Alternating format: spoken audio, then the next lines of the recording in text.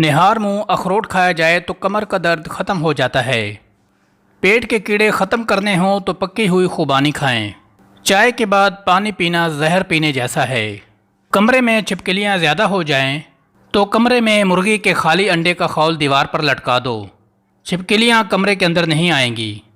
गर्मी के मौसम में कभी बर्फ़ के टुकड़े नहीं खाने चाहिए, क्योंकि ऐसा करने से सीधा आपके दिमाग पर असर पड़ता है और दिमागी फालिज भी हो सकता है। खजूर खाने से जहनी दबाव में कमी आती है।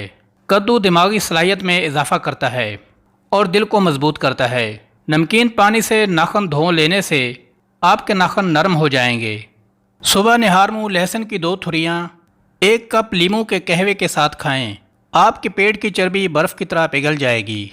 चने की दाल के पानी से 6 दिन तक मुंह धोएं। सांवली रंगत दूध जैसी सफ़ेद हो जाएगी। गोश्त खाने से पहले काला नमक चख लो, गोश्त जल्दी हज़म हो जाएगा। अगर चाय पीनी है तो हमेशा खाने के 1 घंटा बाद पीनी चाहिए।